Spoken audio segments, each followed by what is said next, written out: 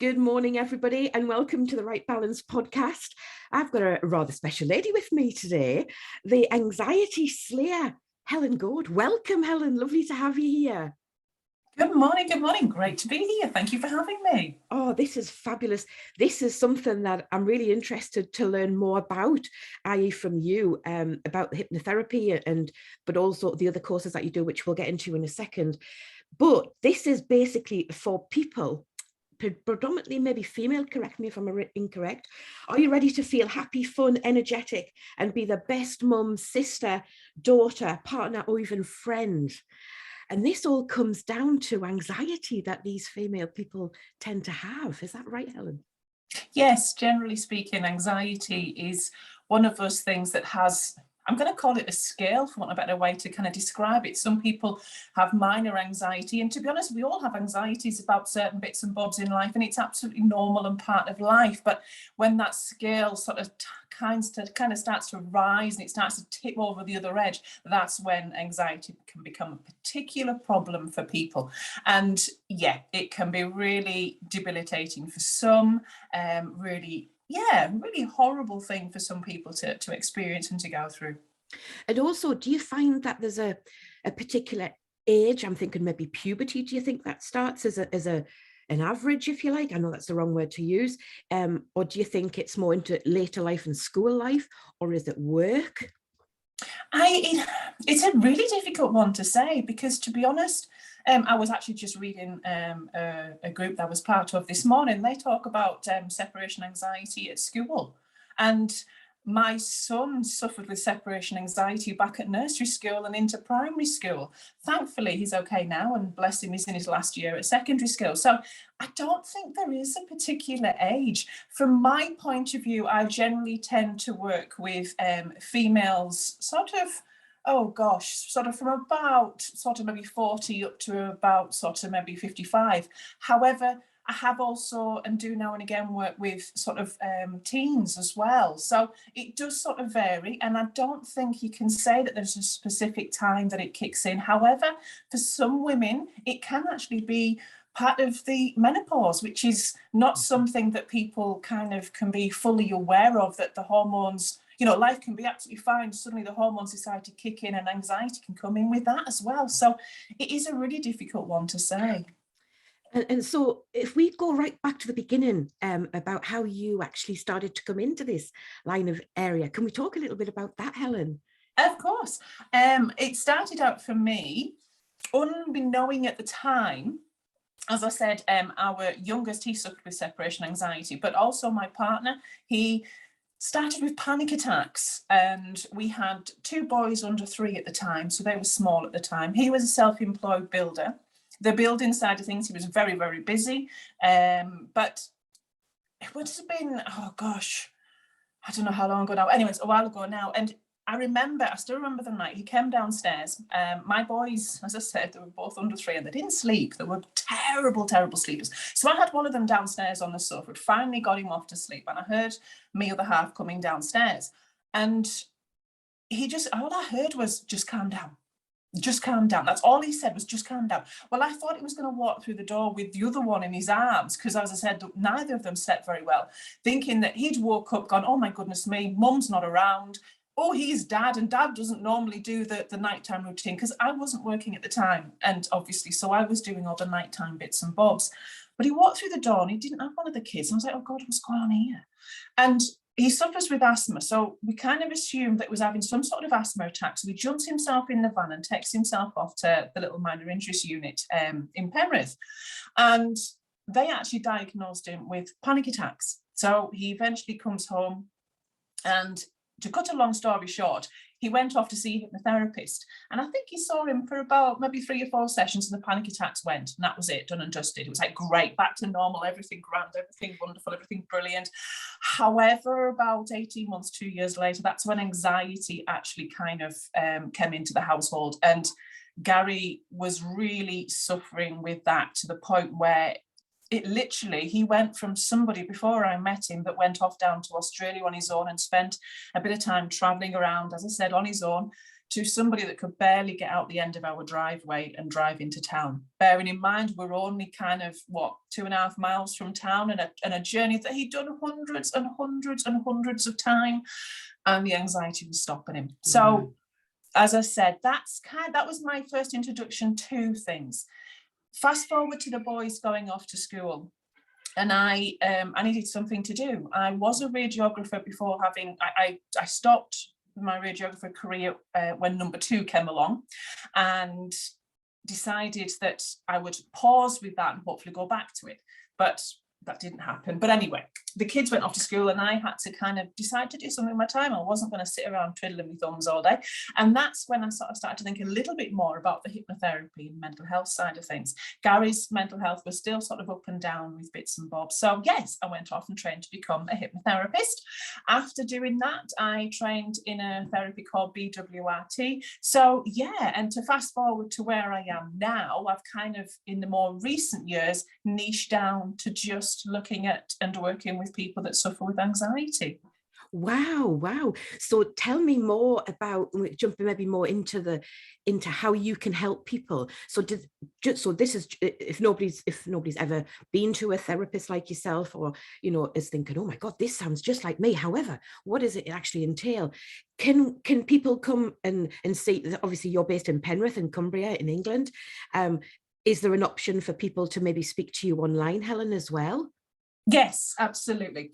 I generally, as terrible as some, apologies if the people listening that aren't in the UK, I generally stick to people that are in the UK, but I can work online throughout.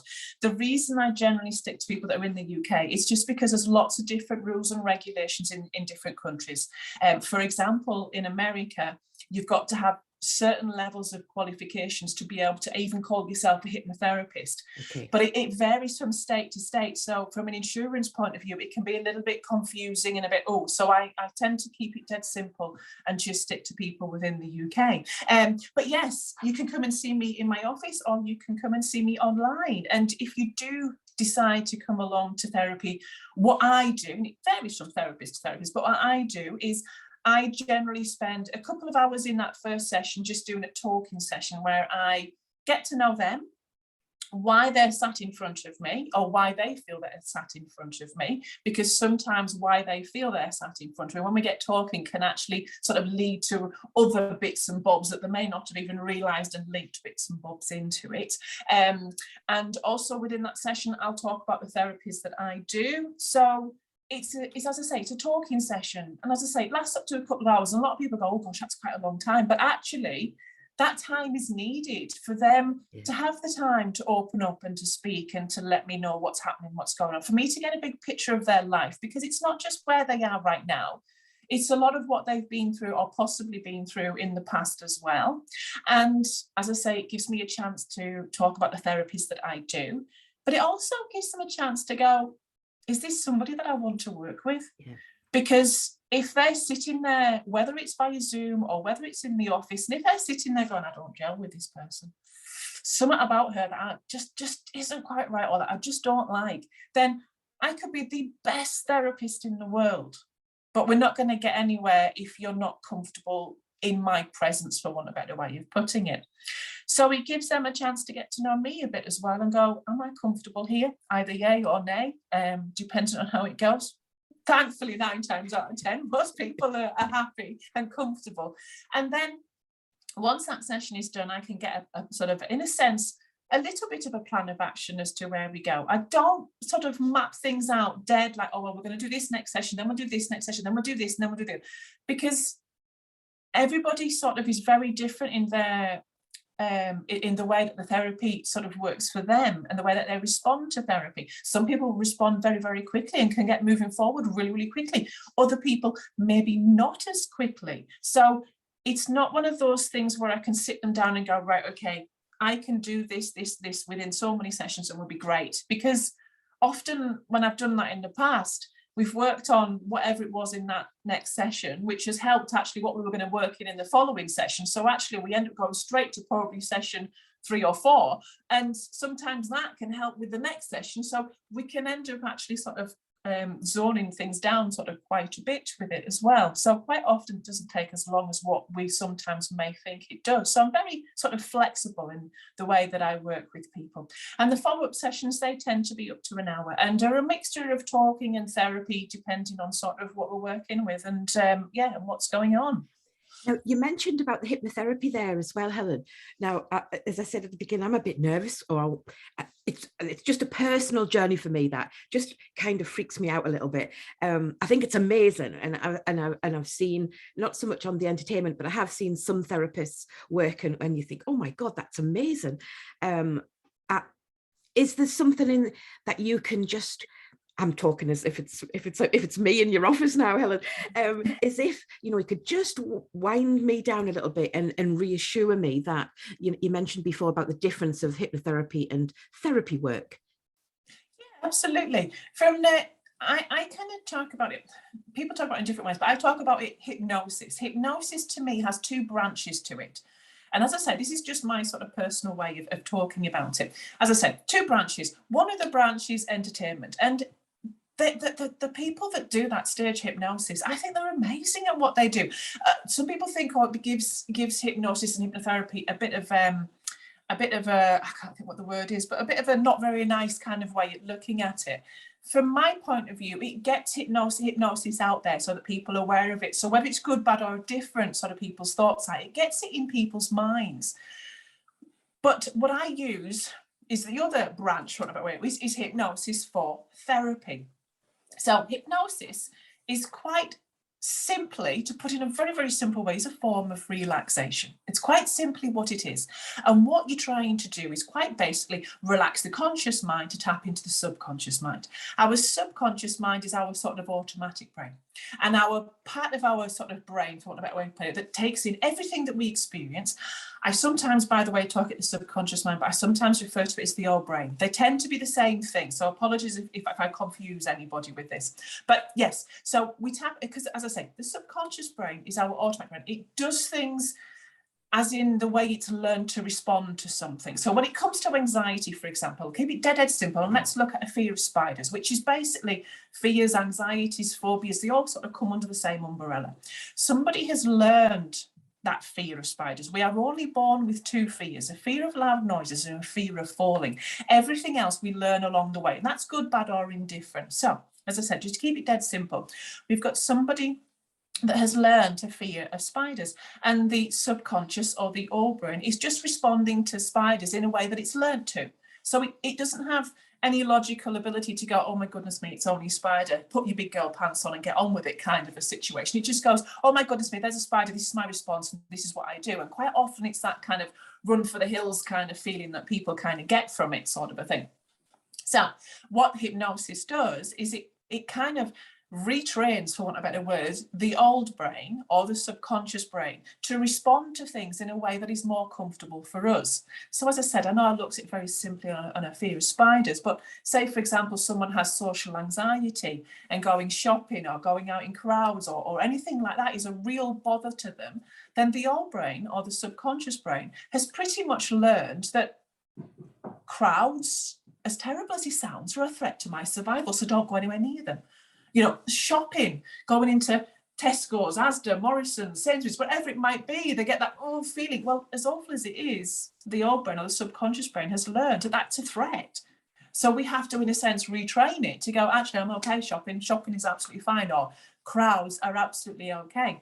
And that's, in a sense, what we do. So as I said, the hypnosis is tapping into that part of our brain to retrain it so that we can respond in a way that feels more comfortable. And I said just before we popped on about, I was talking to Di about I do a therapy called BWRT. BWRT stands for Brain Working Recursive Therapy. And that tends to be, when it comes to anxiety, panic, fears and phobias, that tends to be my go-to therapy to begin with. It's not a form of hypnosis, it's a standalone therapy. And basically what it does is it takes that negative emotional response to something, it kicks it out and puts something in there that feels more comfortable. So just once again, coming back to the spider scenario situation, just to keep it dead simple, that, oh my goodness me, run for the hills, there's a spider, get me out of here kind of feeling. It takes that kicks it out and puts something in there that feels more comfortable. And that might be that person just wants to be comfortable around spiders. It might be that they want to be able to feel comfortable enough so they can get the glass and, you know, put it over the top and then sort of pop it out the window, whatever it might be. But it's just retraining that old or that subconscious brain to respond in a way that is more comfortable for them, rather than a way that it has learned to respond. So with the hypnosis side of things, it's kind of like a heightened awareness, because often people, especially with the entertainment side of things, can see people doing things that you think, oh my goodness me, that's, you know, I don't want them to make me as a cluck like a chicken, for example, which is the one that often people sort of look at. During the sessions, you are in absolute control throughout everything. And as I said to people, you can get up and you can walk out at any point. You can open your eyes and leave if you wish to. However, my hope is that people actually enjoy majority of the experiences and don't get up and leave. But there is still that ability to do that. There is, I'm going to call it sort of, again, a scale of relaxation that people will feel and experience during the hypnosis side of things. Some people will relax ever so slightly. Other people will relax really, really deeply. And I have actually had people that have fallen off to sleep. But that is a scale, and as well, and part of that will depend on how comfortable that person is with myself. If this person is still a little bit like, oh gosh, what's this going to be like? How's this going to go? Then they're probably not going to relax as much. But often as the sessions progress, they'll find themselves relaxing more, because the old brain's going, oh, I'm comfortable here. This is okay. This is a comfortable place to be. This is a safe place to be, and allow you to relax. But we experience hypnosis. All of us have probably experienced a form of hypnosis. Losing yourself in a book, for example, watching a really good film where, you know, you're watching a good film or a good program and you're so engrossed in it, and there's a conversation going on over there, you're not listening, and suddenly someone says your name and they go, oi, you're not listening. I go, no, I'm not actually. I was too busy watching the program. You know, that's a form of hypnosis. Sometimes, and it can be a little bit disturbing in a sense, but sometimes if we're in a car and we're driving somewhere and it's somewhere we've driven many times, and we suddenly find ourselves at our destination, we go, oh gosh, what happened to the last 20 minutes? I don't actually remember being in the car driving. You know you have, because you've arrived. Again, that's another form of hypnosis. So we've all experienced forms of hypnosis throughout life. We just don't necessarily realise. Daydreaming. Kids daydream all the time. Yeah. Again, another form of hypnosis. So it is quite a natural part of life. Wow. Oh my goodness. Yes. When can I come and see Helen? I feel a bit better now, because there is a lot of phobia with this sort of treatment, I think, as well. And even people who, I mean, I am petrified of being put to sleep at the hospital for an operation, for example, that sort of thing. I don't know if it's because it's a feeling of losing control. I'm not a control freak, but I like to be in control, that sort of thing. So yeah, it's quite an interesting way to look at things, actually. No, really interesting with that. And you mentioned very early on, Helen, about the one-to-one and the 8-week program you have as well. Yeah. And what does the 8-week does that go through different stages as well, Helen? So it's very individual, because the person that's sat in front of me, they're all going to need slightly different bits and bobs. But just to sort of, in a sense, to go through, it's a little bit easier. There's 3 ways you can work with me. One of them is a one-off session that I do, which is literally just a one-off. Come along, spend what I call an hour of calm, where you will leave feeling calm, and you will take away at least 2 tools, maybe 2 or 3 tools, where you can use some of them to calm, some of them to help with anxiety, some of them to relax, sort of a thing. And then, as you mentioned there, my 8-week program, these are all one-to-one.